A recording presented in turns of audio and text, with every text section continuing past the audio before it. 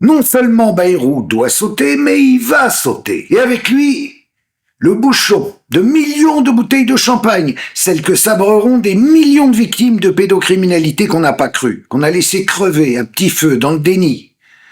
Ça n'a rien à voir avec la politique, ça dépasse très largement la politique. Ce moment, on est des millions à l'attendre, depuis des décennies.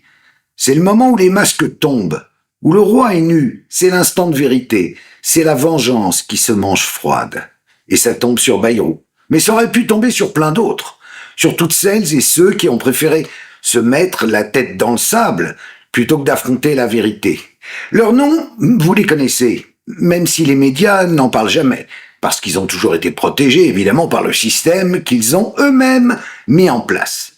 Leur liste est longue comme le bras vengeur, celui que l'amour sacré de la patrie est censé conduire et soutenir dans la Marseillaise.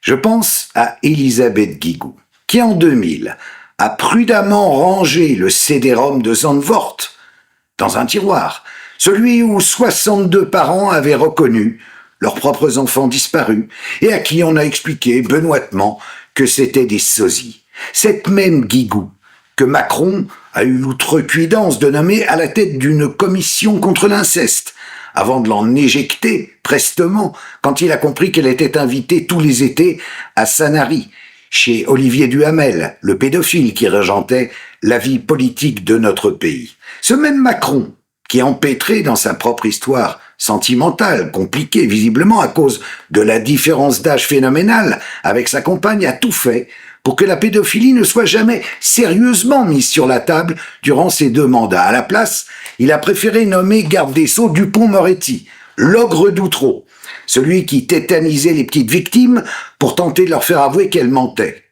Oh, Macron a bien nommé le juge Durand à un moment, à la tête de la Civise, mais comme à sa grande surprise celui-ci avait réellement travaillé, il l'a viré pour le remercier. À chaque fois qu'on y a cru, qu'on a espéré une prise de conscience de toute la société pour qu'on fasse enfin de l'éradication de ce fléau la grande cause nationale, on a été douché, direct.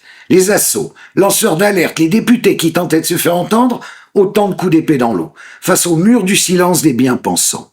La lutte contre la pédocriminalité a été cataloguée complotiste. Quand tu veux pas voir un truc, tu dis « Ah non, c'est complotiste ». Mais là, les temps changent. Il y a le feu. Ils peuvent plus cacher l'évidence. Celle de leurs propres mensonges. Celle de cet entre-soi insupportable d'une pseudo-élite qui décide de ce qui est moral et de ce qui ne l'est pas. Qui donne des sons mais qui ne veut jamais en recevoir. Qui se pense de droit divin alors qu'elle ne croit même pas en Dieu. Bayrou, notez, il y croit, lui. Enfin, c'est ce qu'il dit. C'est là où l'histoire est cocasse. C'est l'arroseur arrosé. Il a voulu protéger des curtons violeurs. Il a tout mis sous le tapis et il a fait, vite fait, son signe de croix. Mais 30 ans plus tard, il est rattrapé et puni par là où il a péché. Et derrière, c'est tout leur château de cartes qui va s'effondrer. Vous allez voir que tous vont tomber, les uns après les autres. Si elle ne veut pas mourir, l'Église catholique va être obligée de se poser sérieusement la question du célibat des prêtres.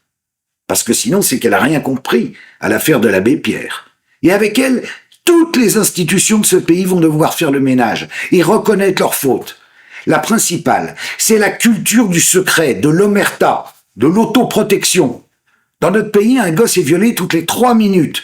Ça veut dire qu'il y a un coupable toutes les 3 minutes et à côté une personne qui se bouche les yeux toutes les 3 minutes. Et ça, cette crainte de parler, d'intervenir, de dire stop, c'est la première chose à éradiquer pour en finir avec la pédocriminalité. Si on sait, on dit.